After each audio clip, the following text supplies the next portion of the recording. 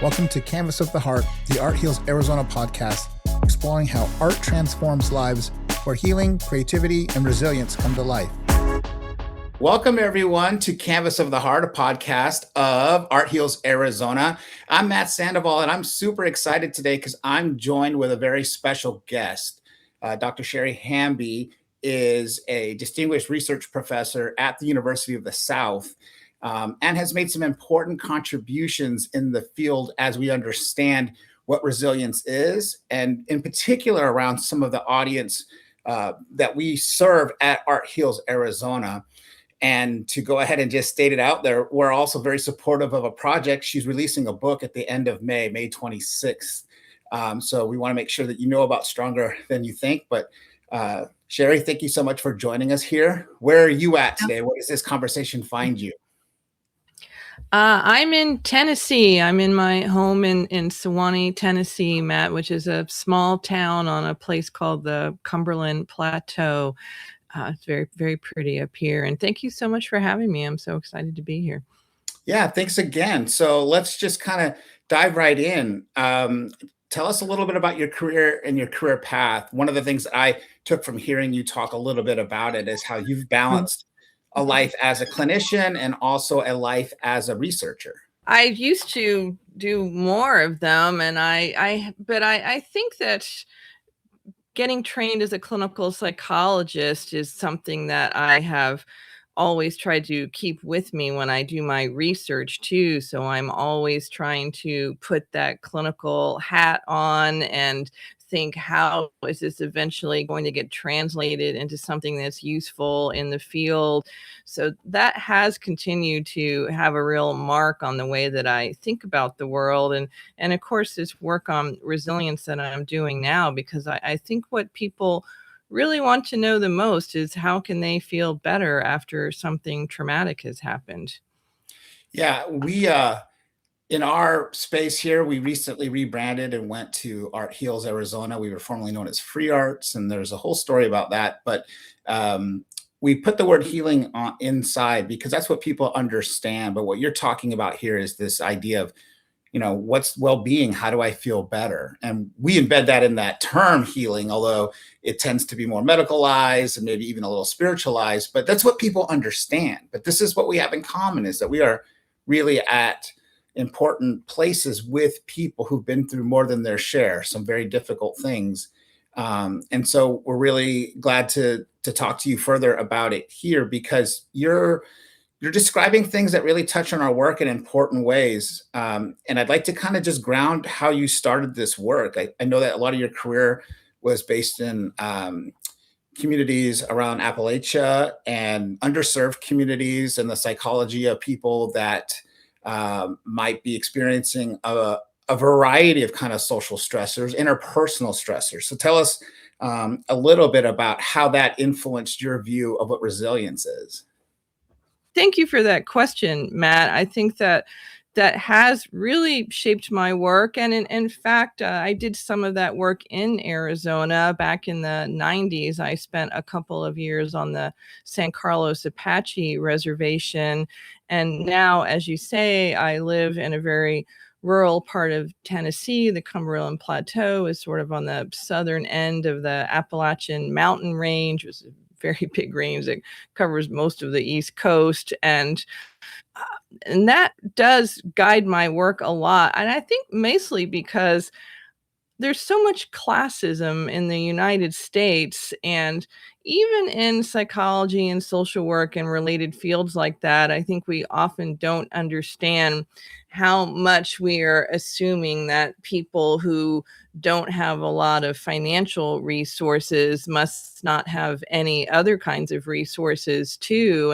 And I found that that's simply not true, and that there is a lot of untapped wisdom about how you get by in these communities, and a lot of untapped wisdom about what a good life really means, and maybe investing a little bit less in these capitalist ideas that what's good about is to just get more and more and more money. And I think that we have so much to learn from these communities, and that we haven't spent enough time listening to what they have to teach us.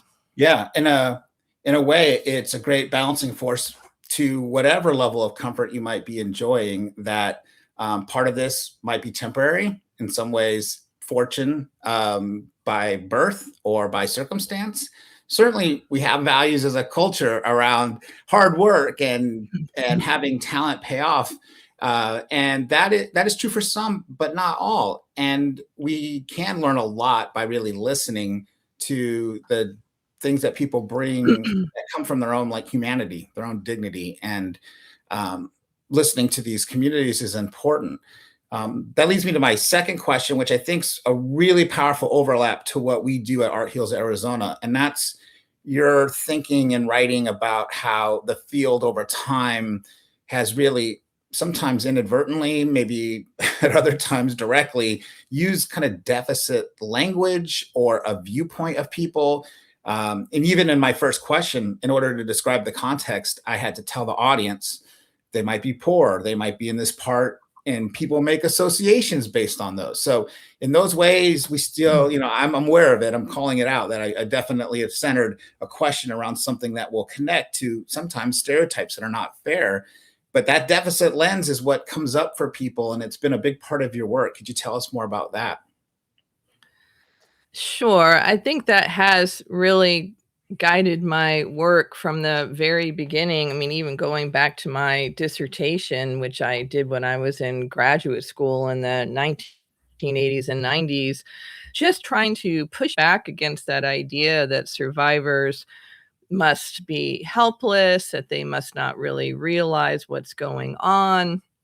I have never found those things to be the case, and I think everybody understands that getting beat up or whatever it is bad, uh, and but and that there's lots of other things that can make it very difficult for people to get out of circumstances where they are not physically safe or emotionally safe. And I do think that we don't recognize all of the different strategies that survivors do or that people of limited financial resources do. I think most of them are trying lots of different options and that they are working very hard on, in some ways, harder than people who have been uh, found a path to a more financially comfortable life have been in. And that was one of the very first studies I did on strengths. Was I talked to survivors of domestic violence who were associated with a couple of different shelters in North Carolina and in Texas, and they were able to outline more than 100 different things that they had tried, and I think sometimes we just don't give credit for all the things that people are trying, because to us, we only have these formal services in mind, that they went and got a restraining order or order of protection or whatever it's called in your Right. particular jurisdiction, or they went to a shelter or a refuge, or they filed for divorce or whatever. I mean, the kind of things we give people credit for is really a very short list of things. And I think that most people, in fact, have been trying all different kinds of ways, and most people have sought help from loved ones. And in fact, we know from the research that the most common way that people get out of unsafe relationships, specifically thinking about domestic violence, is with help from family and friends. Most of them don't end up accessing formal services in order to figure out a way forward.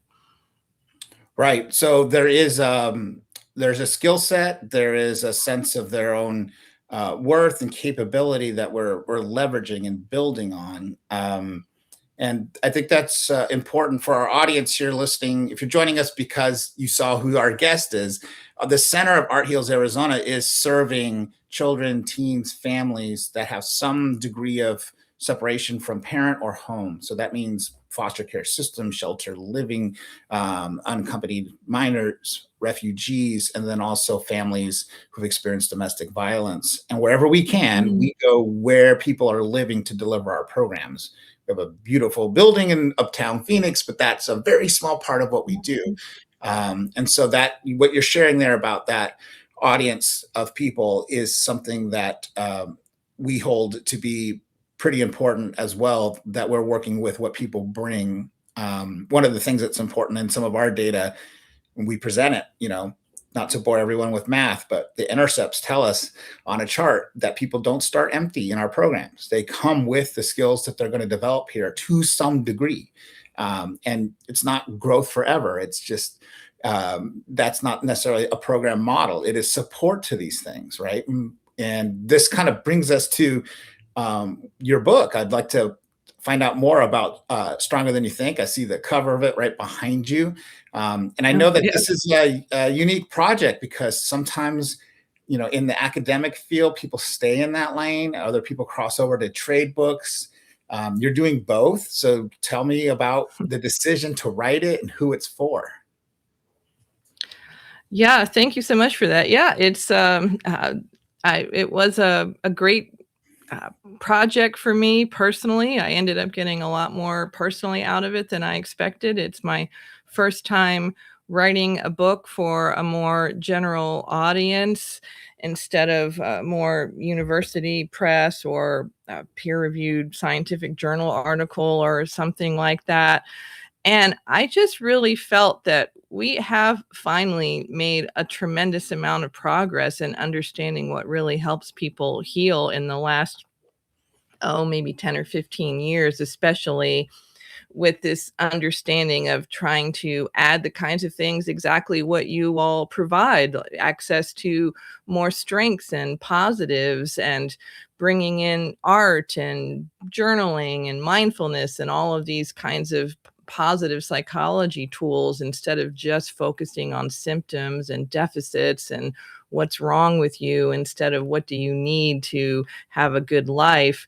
And I thought that it's just so hard for people to get access to that. So many of the people I know who, when they seek therapy, they end up getting some kind of cognitive behavioral therapy that's a lot like the therapy that I was taught to do back in the 80s and 90s. And that really is not the gold standard anymore. We've learned so much more about what is helpful. I mean, that's still better than nothing, but it's not the best that we could be doing for people.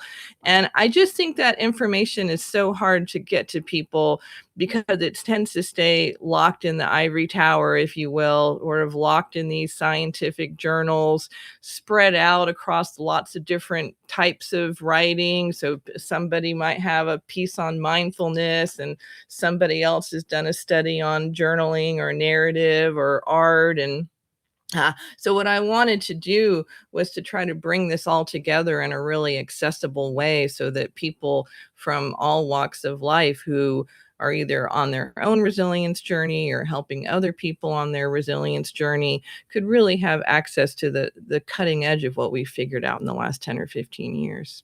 Yeah, it's exciting. I became aware of your work more acutely and got a chance to talk with you because of attending Resilience Con, ResCon, last month now. And just sitting there within the first few hours and hearing about people's reflections on one of the keystones of your work, the resilience portfolio model, made me realize there are a lot of things that overlap where people kind of discover parts of things separately. And then when we have great exchange, the ideas get elaborated and then shared. And I think this is where that portfolio is for you. But I'd love for you to just walk our audience through what this means. I think it's really exciting. And I think it really ties in strongly with the general theory of change and approach that we have at Art Heals Arizona. So tell us about the resilience portfolio model.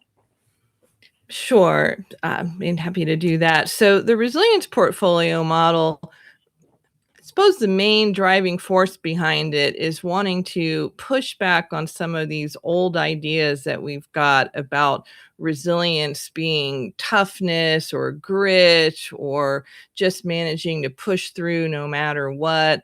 And again, kind of tying back, I mean, you don't often think about it in a lot of our spaces where we are trying to serve people who have been through tough times or adversities of some kind or another. But I think that we end up getting affected by our capitalist culture in ways that we don't really realize. And so some of the very first researchers in resilience kind of fed into this idea that it was just about being really tough or even invulnerable. Some of them would use words like that, or invincible. I mean, obviously, that's completely wrong. Nobody is invincible. We're not superheroes. But I think it does tie into that individualistic culture, that kind of cowboy mentality that can be such a big part of US culture and mainstream culture anyway. And so it's stuck around for a long time, even though we have known for a very long time that it's wrong.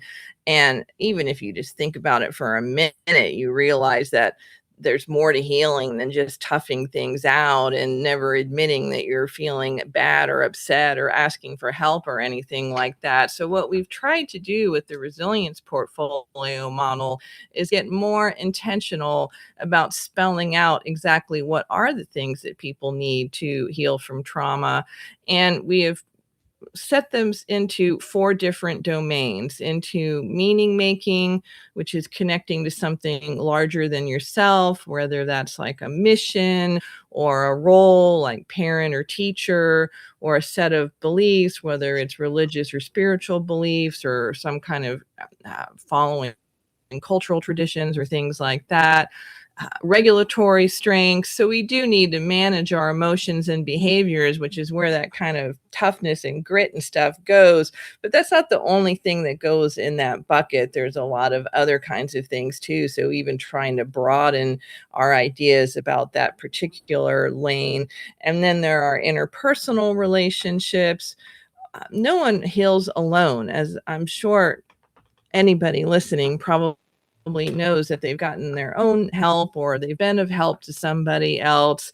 And so trying to more explicitly recognize what we get from other people, and not just from our closest family and friends, which is, I think, is a mistake that gets made in some of the psychological literature, but also thinking about our broader social environment and how even people that you may not think you know very well are still helping you to create a community where all of us are benefiting. So the librarians, the firefighters, the people who are at the farmers market on the weekends, there's lots of different relationships that kind of sustain us and help us find these pieces of a good life.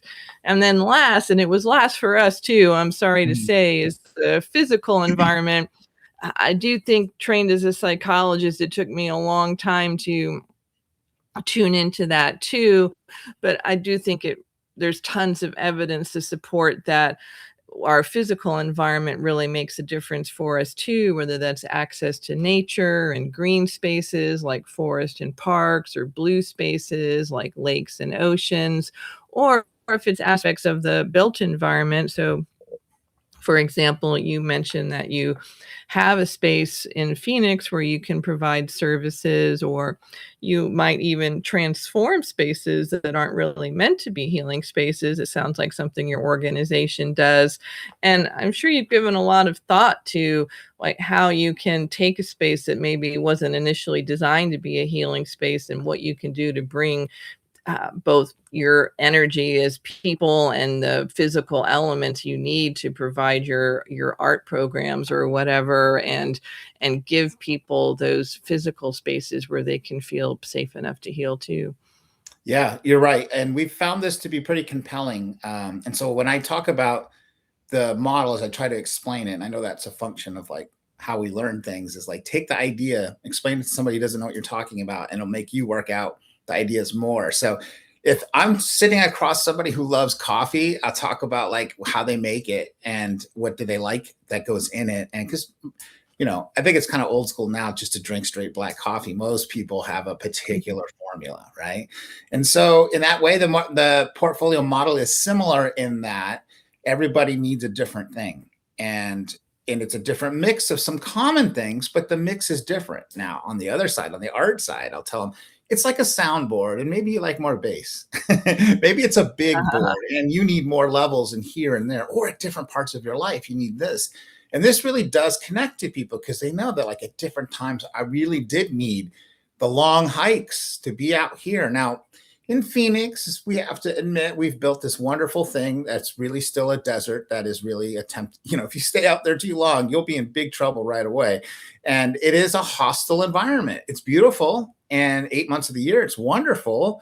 The other 4 months of the year, it is attempting to do damage to anything alive unless it's been adapted for that environment. And so it can be very easy for us to just fall in the trap in a big city of just believing all of that's what it is. And then you're right. In our spaces, we've thought through how things look, how things feel. And one of the more compelling things, because what we do here is subclinical, we train adults, regular people to be group facilitators, group mentors. And with the set of tools they get around what we do, they build felt safety wherever the program is happening. And we know this because we survey it. So in some spaces, we don't even know to ask, how are people feeling more psychologically engaged, relaxed? Do they feel like they belong? Can their nervous system just come down a little bit because the space operates and feels different? And what's interesting is we're often offering these programs in facilities that are built for compliance. I'm not blaming them. They need people to be in lines and go into spaces and to be orderly and cleanly, and it might look like a house, but it has a different feel. It might even have a security office in the living room. Like, these are different home environments, and yet the same thing gets created. So we even build environment in relationships. So I love the mix of the four things. It's very much what people need.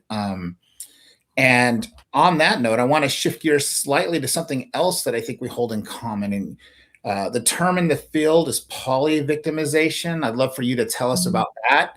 And in the Art Heals Arizona universe, it's us telling our mentors in training that the people that we encounter have kind of over laying different experiences, lived experiences. Some are systemic, some are interpersonal.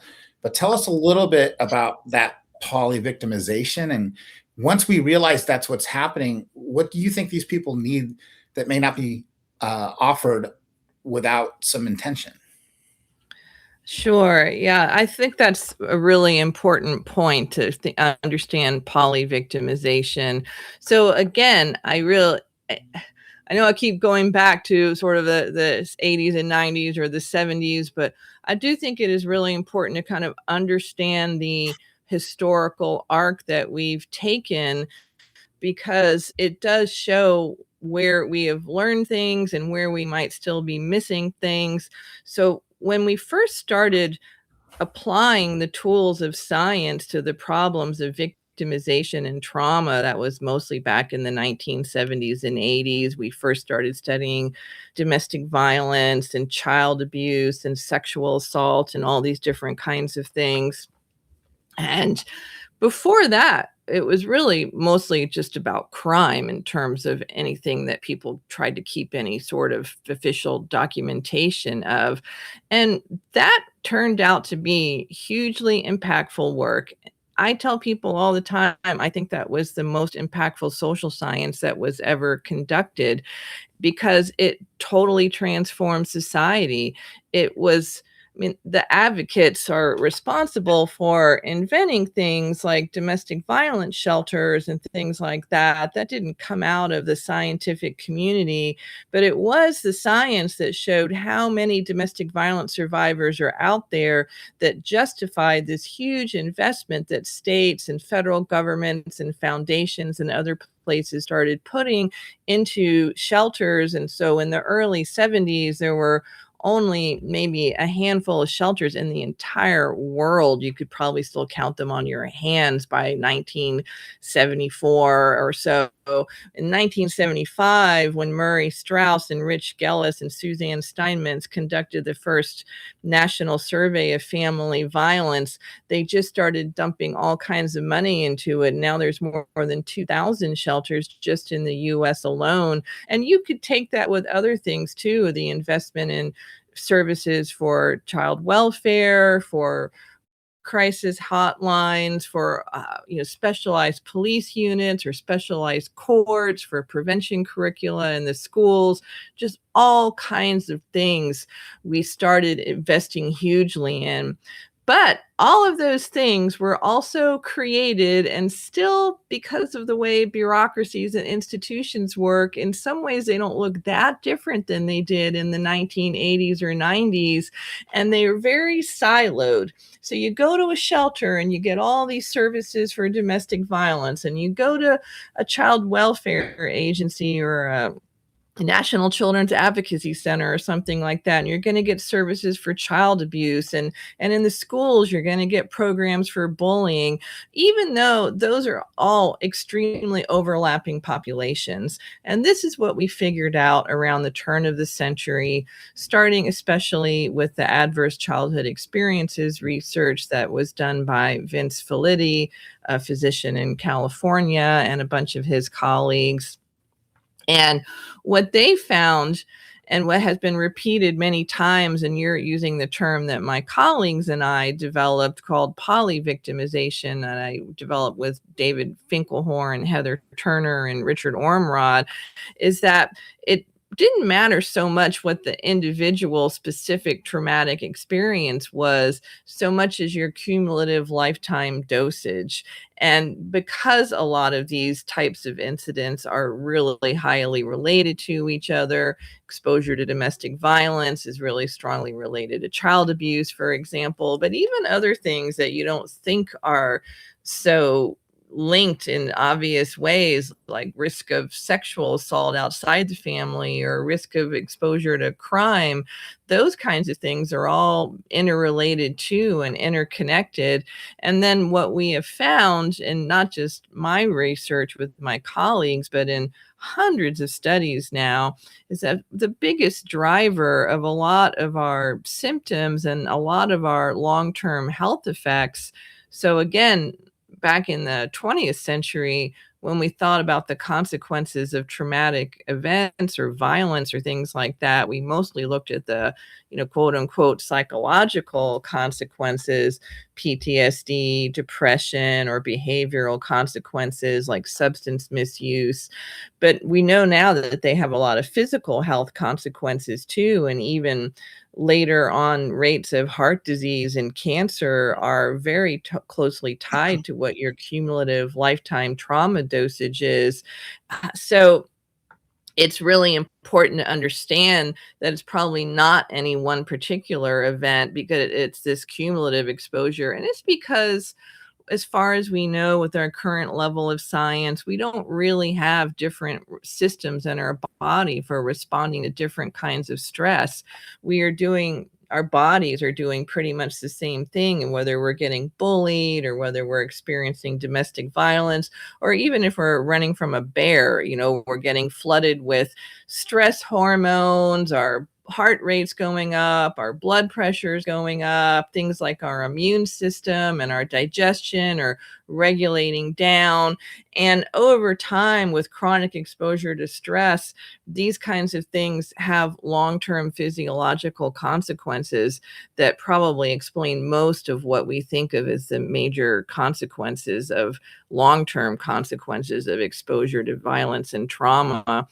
And that dosage idea is where we came up with the dosage idea for the positive side and this resilient side too, because it now turns out that if you add up enough good things in your life, that you can counter a really high doses even of bad things in your life, and you can get back to a place where you look more similar to somebody with a much lower dose of trauma. But then the last thing I'll just say about that is that you're absolutely right. In clinical spaces, even if they have been referred to your particular service because your service specializes in child abuse or bullying or conventional crime, or what, doesn't really matter what it is, hardly anybody who is service involved is only experienced one type of victimization or trauma. And even in the general population, we now realize that sooner or later, almost everybody gets exposed to some kind of victimization.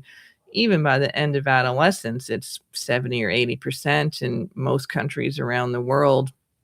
And, and that the big difference between people who are seeking services is that their lifetime dosage is probably a lot higher than the rest of us, where the rest of us are probably sitting more around like the 3 or 4 range. And some of the people that we have encountered have lifetime dosages of 15, even 20 different kinds of victimizations or traumas, especially in like refugee populations and some of Yes. the other ones you mentioned.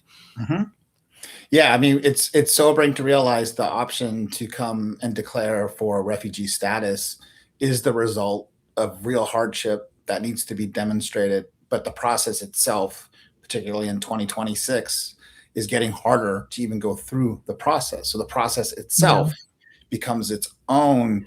And I'm not trying to call out any of the providers or agencies that we work with. They're some of the dearest partners to us because they tell us very sobering things, that what it's like to be a teen child going through these kind of experiences, and then to have the opportunities to be part of programs like ours. So yeah, I'm always gonna plug what we do, but I'm gonna tie this into the next thing I'd like to talk about, which is how creativity has a role in this.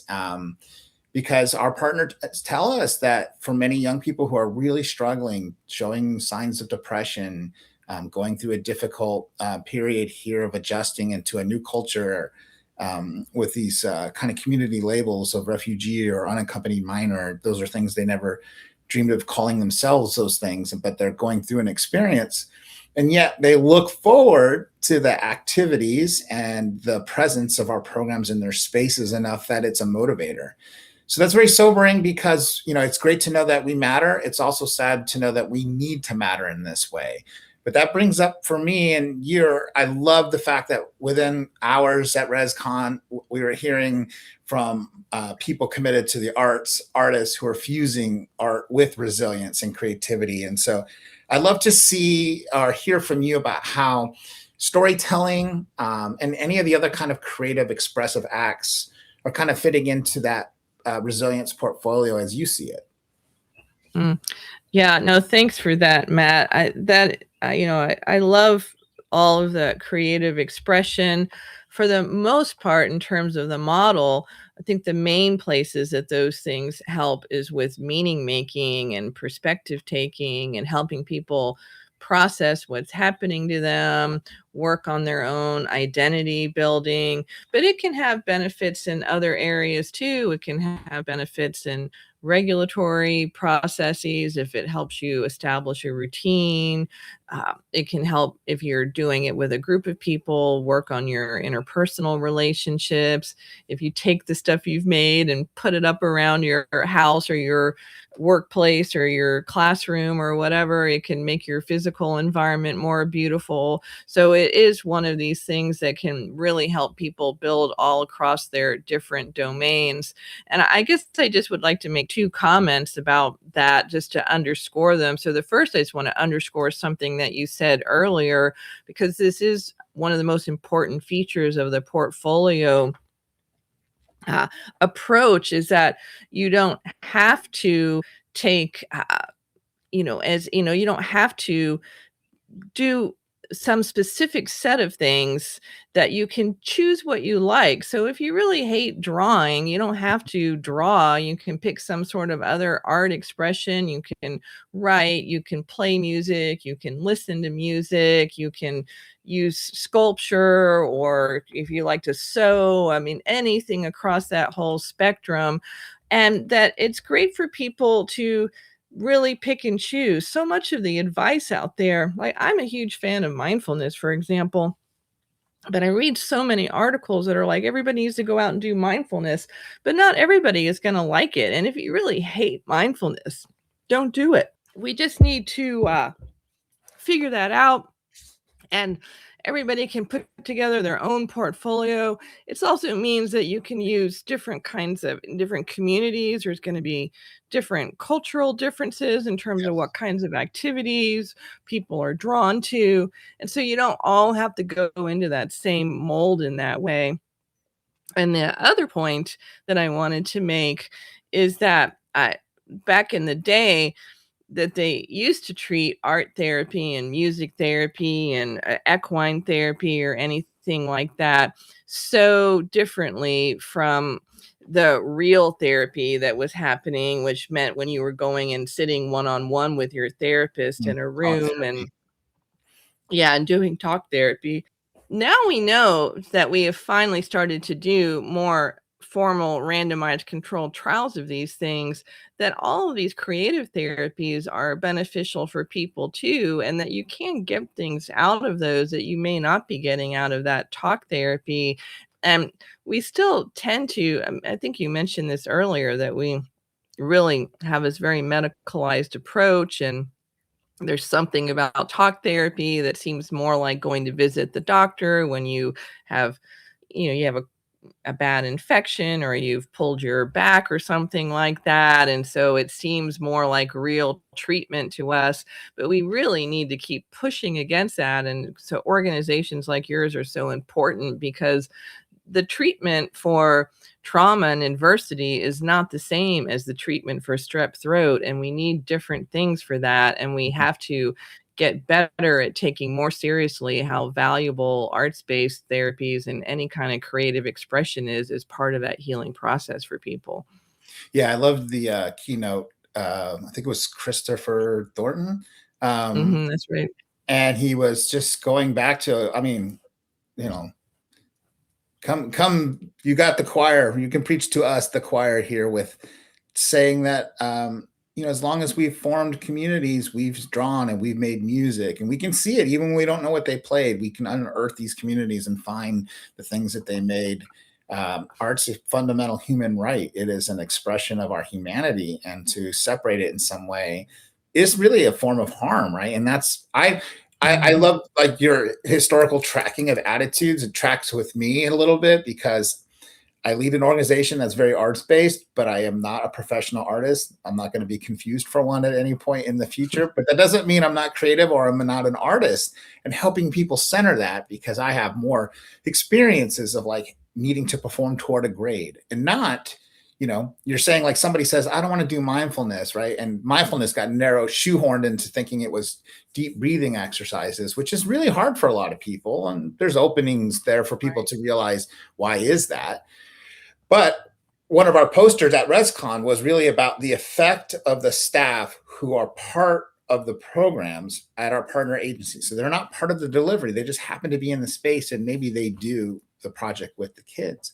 And because we kept hearing anecdotes that, when are you guys coming back? Because I really like the project too, from the adults, that we Right. started asking, like, tell us what it means to you, because this is regulatory just in the experience of being together and doing this solitary, perhaps, art project, right? Our terms for it are voice and choice. Like, how you express it is up to you, and you get to choose how you want to do that. And you're right, if there's a moment where you really hate drawing, we'll find something else for you, and we'll let people have that. And that makes a huge difference. So we see that even come across in the adults. And so I think this is where the grounding around creativity means that it's good for everybody involved in the situation. And I think that's why it's attractive to be a mentor with us, because it really does change everyone involved in it.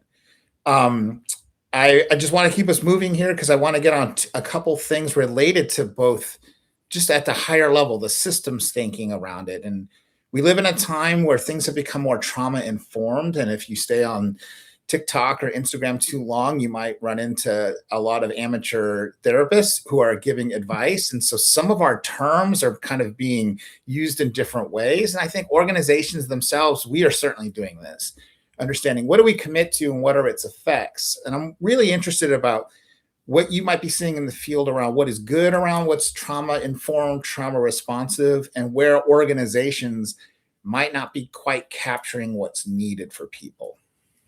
Yeah, that's a great question. I do want to just jump back for a second about what you said about your own experience of not being a professional artist, because that is such an important point in terms of the psychological outcomes. I will never be mistaken for a professional artist either, but the great news is you don't have to actually be good at any of this stuff. And I thought that was such a nice thing that Christopher really underscored in their talk too, that you don't have to be a great musician, you don't have to be a great singer, you don't have to be a great painter. And there are actually studies on this as far as the psychological benefits go. We all get the same psychological benefits no matter whether our product is museum ready or not at the end. So I do think that's important for people to take away. And also what you said about the mentors benefiting, that is also something that they're doing more and more research on, and realizing that mentors are benefiting from it as much as the people in the classroom. That is also something that is being recognized increasingly. Yeah, and far as trauma-informed care, I totally agree with you that a lot of buzzwords are getting co-opted, and I think the big concern about terms like trauma-informed care right now is that everybody is using these terms, but they're not really transforming the systems. And I think this also touches back on something that you mentioned earlier about working in some of these systems where it is getting harder and harder to get help for refugees or whatever the case may be. And we are starting to study something called institutional betrayal a lot more. It's a concept that Jennifer Fried coined that term, psychologist from Oregon. And it is this idea that the some of the institutions that are designed to help us are not really actually helping us, and that can be police, it can be immigration courts, it can be child protective services, that they don't always produce the kinds of good outcomes that we would like to see. And it is very difficult to both work in those systems and be served by those systems. So I guess my biggest concern about trauma-informed care as a term is that people are sticking that on things, but then they're still basically doing the same thing that that organization was doing 20 or 25 years ago. Uh, and I have heard some people shift to this idea of getting more healing centered. And I do like that term a little bit better, to have healing centered approaches. I think that's consistent with what you said that your organization has focused on with its name change, for example. And that does kind of, because just being informed doesn't mean that you are, it's like, okay, yeah, I understand that this person has been arrested or whatever, it's got a lot of trauma, but that doesn't necessarily, I mean, just understanding that or being informed about that doesn't mean that you're going to treat them going through the process, or that the system is going to respond to that. Whereas healing centered, I think, can help people ask the question, what would our institution or our system look like differently if we were really centering healing in this process for the people that we are working with? But it is tough to create institutional and system change. The bureaucracy, the power of the bureaucracies is strong, and sometimes they have goals that I don't think in the end really align with healing centered goals.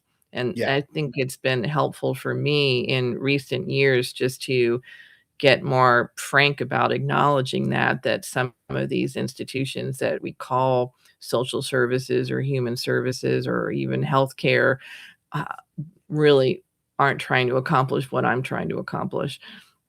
Yes, I think it's helpful. It's probably its own set of podcasts to talk about Indeed. this idea here that for us, and part of what I try to share in leadership. So anyone who's on staff listening, they're like, "Oh, that's why he says it that way." They're about to hear the answer, which is, it's really not what we say that we are; it's what we do, how we behave is actually what we believe, and that means it's constant and ongoing. So that means at an org level, you've got to create a real grammar around what our behaviors Mhm. are. And we live in a time where having a grammar that is really person centered gets labeled in a negative way. Just imagine how preposterous that is, right? That we might center humanity in its positivities and be told that there's any set of of labels of being wishful thinking. And then at the bigger systems, and I think this is where we'll kind of end things for today, I hope, is that the systems hold contradictions. the bigger ones, like we got to uphold safety and justice. We Right. got to uphold, mutuality, and also make selective decisions about who stays with what home and with what parent. And those are so I think the most dangerous thing a group can do is pretend there are no contradictions there, and that the most healthy place is not the ones that solve it, because it's really beyond just one person, one org's role to figure that out. But name it, understand that we're in it. And this has been part of my own experience of like leading, you know, a decent sized nonprofit in the Phoenix area, and then also participating in trainings in collective other systems and seeing, they got hundreds of safety related employees. They all come in with their own experiences about what's necessary to get better. And some of them still have that deficit lens. And so you're always mixing in different attitudes about that central piece of what is the grammar of our behavior. But I can go on about this for a lot longer and I won't now. But I want to just kind of end here with this thought around the systems itself, right? So when we think Mm. about the people we're serving, child welfare is a system, immigration is a system, the medical health care elements here. How can we think about resilience and supporting resilience for people that have multiple system involvement? Yeah, I mean, that is a great question. I appreciate all the points that you just shared there. I completely agree with everything you just said. And I think that's tough. And honestly, one of the main reasons I wrote the book, it comes back to what you were asking me about at the very beginning, because like I said, I live in a very rural area where we don't even have access to some of these services. There's very few psychotherapists on the mountain where I live. I mean, it's a very little mountain by Arizona standards. It's just sort of a hill, but we call it a mountain.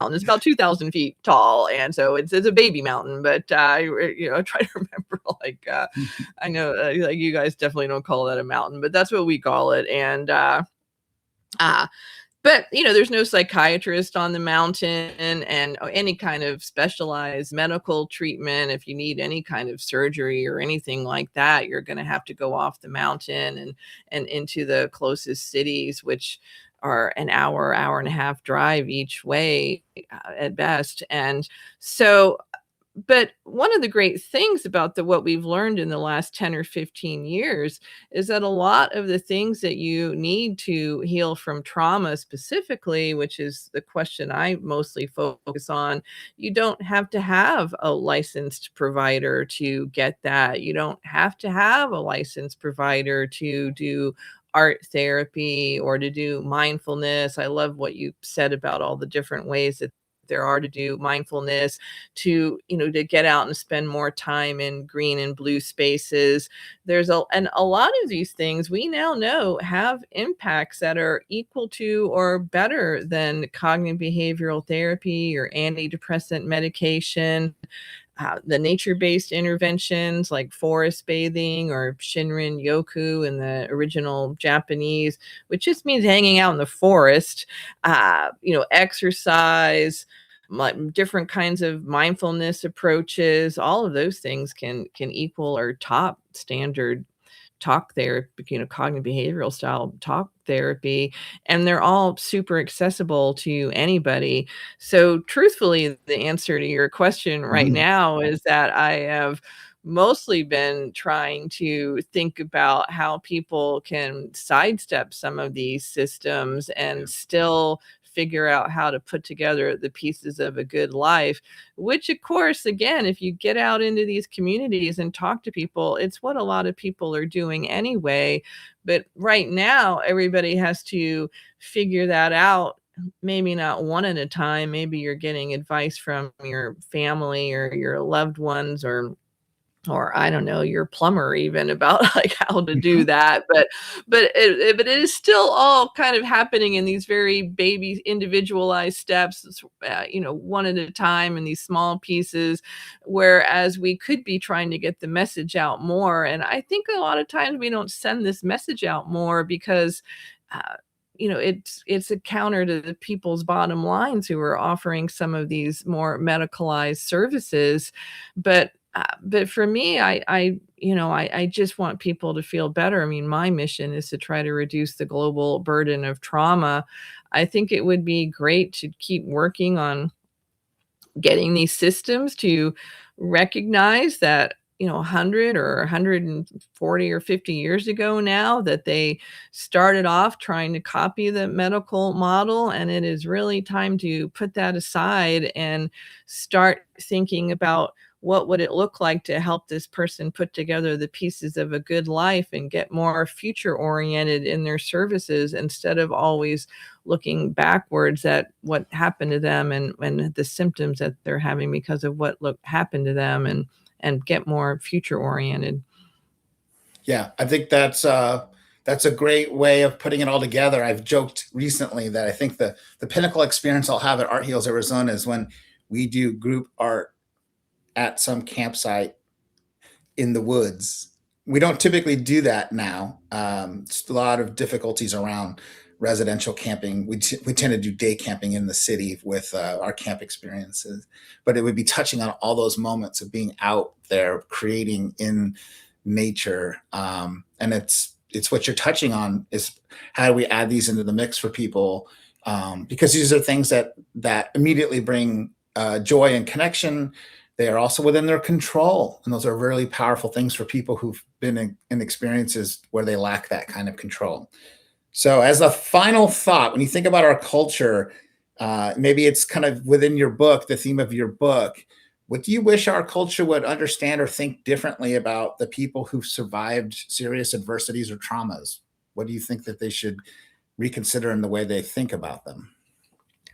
I would love to see trauma survivors just wear those experiences almost as badges of honor, and for us to give respect to those people and treat them as having accomplished something truly remarkable, instead of it being something that's still hard for us to talk about and can be very stigmatizing if we do talk about it. I mean, even in professional, social, and health services spaces, it's still hard for people to talk about their own trauma histories and draw on their own lived experiences in the services that they provide. But I would love for us to give respect where respect is due for all of the things that people have managed to figure out about how to survive trauma, and that we should recognize that as the real strength that it is, showing all kinds of strength instead of something that's sad or pathetic. Yes, that's powerful. Thank you for sharing that. So this is Sherry Hamby, author of Stronger Than You Think, coming out May 26, 2026. So check it out, and also stay in touch with what they're doing with LifePath Research Center and her work in general. Thank you so much for being with us today. It's been a joy. Thank you so much for having me, Matt. I have really enjoyed talking to you, and I'm so impressed with all the work that you and your organization are doing. Thank you for spending time with us on Canvas of the Heart, the podcast of Art Heals Arizona. Every story shared here is proof that creativity heals, and that every child deserves the space to tell their story. To learn more, support our work, or get involved, visit us at arthealsaz.org. Until next time, keep creating, keep showing up, and remember, Art Heals.